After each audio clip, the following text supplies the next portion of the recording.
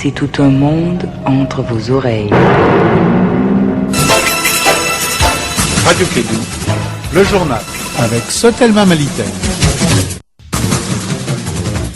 Mesdames et messieurs, bonjour et bienvenue dans ce journal. Toutes nos excuses pour ce léger retard. L'actualité au Mali reste toujours dominée par ce second cas avéré au Mali. Après le décès du patient guinéen et du jeune infirmier malien à cause de la maladie à virus Ebola, place maintenant aux interrogations. Qui, pourquoi, comment, des éléments de réponse dans ce journal. Et puis football, dernière ligne droite pour les Aigles du Mali. Les poulains du sélectionneur national Henri Kasperzak s'y sont envolés ce matin pour le Malawi. Le développement de tous ces titres dans un instant avec Fatou Sissé au micro et Fatou Fall à la technique.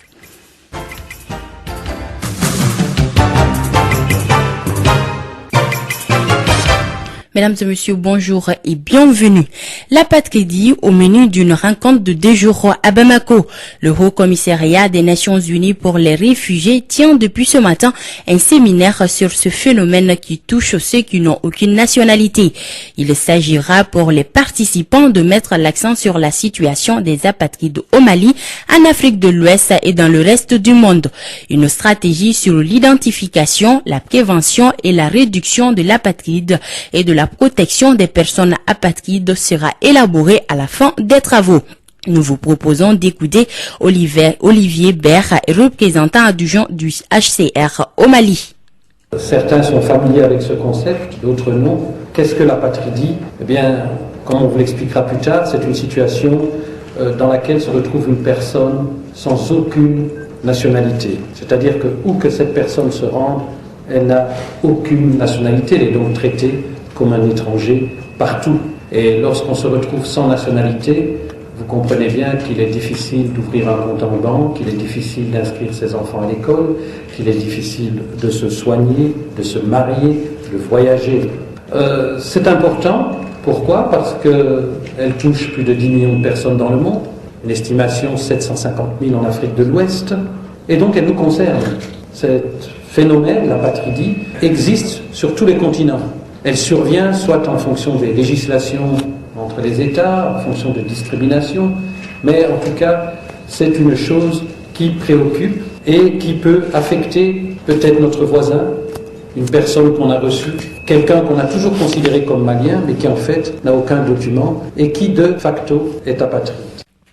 C'était là le représentant adjoint du HCR au Mali, Olivier Bert.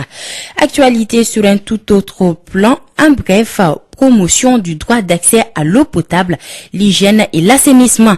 Une conférence débat a été organisée ce matin sur la problématique. L'objectif visé par la CAEFA, organisatrice de l'événement, est de contribuer à un accès équitable des populations à l'eau et à l'assainissement. Nous allons y revenir dans nos futures éditions avec André Traoré. En commune 4 du district de Bamako, l'affluence autour du Ravec est plutôt morose, surtout du côté des personnes omises et des nouveaux majors, c'est-à-dire ceux qui viennent d'avoir 18 ans. C'est le constat fait par notre reporter Mariam Kouyaté. Nous l'écoutons. Le recensement administratif à caractère d'état civil Ravec a commencé depuis le 1er octobre au Mali. En commune 4 du district de Bamako, l'affluence est timide, c'est ce que nous dit Aboubakar Pougodogo, secrétaire général de la mairie de la commune 4 du district de Bamako. Côté des personnes omises, il y a une timidité du fait que en réalité les gens n'ont pas très bien saisi le sens du RAVEC, puisque les gens par-ci par-là sont en train de dire à tort ou à travers que le RAVEC c'est vraiment les empêcher de pouvoir diminuer régulièrement leur âge. Effectivement, cet état de fait est là, et parce que nous voulons que en réalité le Malien ne puisse pas au jour le jour faire en sorte qu'il ait un âge qui lui convient à son goût tous les jours. Cela n'est pas normal dans un pays sérieux. Et également, il faut ajouter que la pièce qui est demandée pour cette année également fait en sorte que l'affluence n'est pas aussi que ça, puisque pour cette année, nous ne travaillons que uniquement sur la base de l'acte de naissance. En commune 4, environ 10 000 personnes ont été enrôlées sur 56 000. Nous avions pour la commune 4 pour les personnes omises et les nouveaux majeurs, 56 287 personnes enrôlées dans la base. Mais je vous avoue, au jour d'aujourd'hui, à l'heure où je vous parle, notamment plus précisément à la date du 9, nous avions pour les omis 9128 personnes qu'on a pu enrôler déjà dans la base et 1249 nouveaux majeurs qu'on a pu prendre. Donc ces deux résultats cumulés, nous sommes à peu près à 10 000 et quelques personnes enrôlées sur 56 000 en commune 4. Vous voyez que c'est un peu faible. En tout cas, dans la dite commune, les autorités communales mettent le bouchée double afin que les personnes viennent se faire enrôler. C'était là les précisions de Mariam Kouyaté, notre reporter. Un atelier de 2 jours se tient depuis hier au gouvernorat du district de Bamako sur l'échange des cellules d'appui à la décentralisation et à la déconcentration CADD. Cette rencontre vise à élargir le processus en la matière et à définir le rôle du CADD par rapport à leur mode de fonctionnement. Les précisions avec André Traoré. Approfondir la décentralisation et la déconcentration et trouver des solutions aux difficultés que rencontrent les cellules. Ce sont entre autres visions de cet atelier. C'est à travers les actes qui permettront de revivre les territoires. Ousmane Sy, ministre de la décentralisation et de la ville. Revivre les territoires du Mali, c'est aujourd'hui décentraliser et déconcentrer. Mettre des responsabilités, mettre des pouvoirs de dépenses publiques, mettre des pouvoirs d'avoir du revenu, mettre des pouvoirs que les entreprises s'installent partout pour faire de la richesse, pour créer de l'emploi, pour les millions et des millions de Maliennes et de Maliens. Voilà l'enjeu. Il s'agit pour le ministère de la décentralisation et de la ville de créer un mouvement d'ensemble nécessaire pour que la décentralisation et la déconcentration puissent se faire à hauteur des ambitions que le peuple malien attend d'eux. Moi, je vous exhorte en tout cas à travailler, à faire émerger des idées, à nous dire qu'est-ce qu'il faut qu'on fasse aujourd'hui pour que les CADD puissent jouer leur rôle et à ce qu'on voit ensemble comment nous pouvons faire, comme c'est la mode aujourd'hui, comment nous pouvons faire ensemble un contrat de performance pour que nous puissions atteindre les objectifs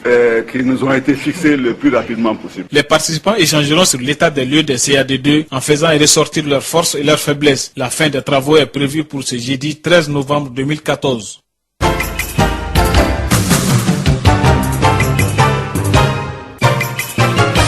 Direction à présent à Ségou pour parler de cette assemblée générale de la délégation du bureau du syndicat national des enseignants fonctionnaires des collectivités territoriales de la région. La rencontre s'est tenue hier en présence des militants du centre pédagogique du Ségou venus nombreux. Une assemblée qui a enregistré la présence de beaucoup d'enseignants du fondamental et qui a permis à l'assistance de comprendre les points qui étaient inscrits à l'ordre du jour. Je vous propose à présent d'écouter Oumar Traoré. Il est le secrétaire administratif du Bureau national des enseignants fonctionnaires au micro de Douba Dambélé, notre correspondant.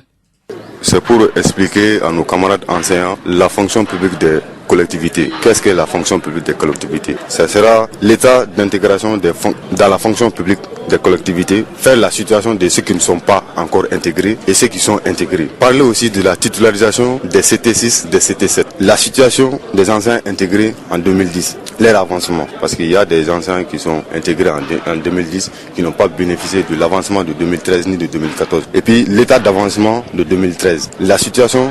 Parler de la situation des congés de formation. Qu'est-ce qu'il faut faire pour bénéficier des congés de formation? Les primes et indemnités allouées par le gouvernement au corps enseignant par l'administration. La situation des avancements des CT6 et des CT7. La situation des écoles communautaires des CDP et des CIS. Voilà un mot à présent sur l'épidémie d'Ebola. Selon un tout dernier bilan de l'OMS, la barre de 5000 morts dues à l'Ebola a été dépassée. C'est au total 5160 décès enregistrés pour 14 098 cas dans le monde. Sport football. À présent, les Aigles du Mali s'est envolés ce matin pour le Malawi. Ils disputent ce samedi leur match face à leurs homologues du Malawi pour le compte de la 5e journée des éliminatoires de la CAN 2015. Sékou Kone nous dévoile la liste des joueurs qui doivent participer à cette rencontre. Nous l'écoutons. Le sélectionneur des Aigles, Henri Kasperzak, a dévoilé le mardi une liste de 22 joueurs retenus pour les 2 derniers matchs des éliminatoires de la Coupe d'Afrique des Nations 2015. Parmi les joueurs convoqués, les portiers Soumaïla Diakité, les capitaines Seydou Keita, les attaquants Cheikh Tidiane Diabaté et Nouadiko intègrent le groupe. En revanche, les gardiens Mamadou Samassa et le défenseur Drissa Diakité, tous blessés, ne seront pas de la partie. Ceci dit, voici la liste des 22 joueurs sélectionnés. Les gardiens de but, ils sont au nombre de 3. Oumar Sissoko de l'AC Ajaccio, Germain Berté des 11 créateurs de Nyarela et Soumaïla Diakité d'Estigal Kouzestan.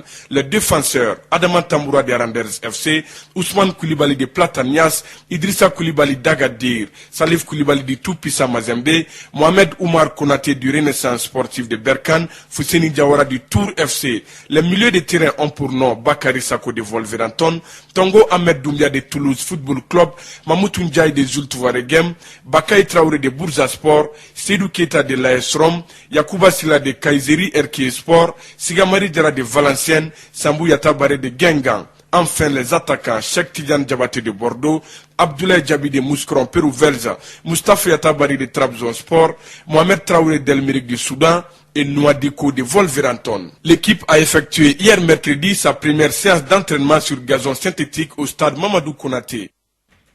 Merci donc à Sékou Kone pour toutes ces précisions. Il est exactement 13h passées de 14 minutes et c'est la fin de cette édition qui vous a été présentée par Fatou Sissé, mise en onde par Fatou Fall. Juste après ce journal, vous pouvez suivre votre émission sportive avec notre rédaction sportive. Le prochain point sur l'information est prévu à 14h pour le flash d'information. Merci.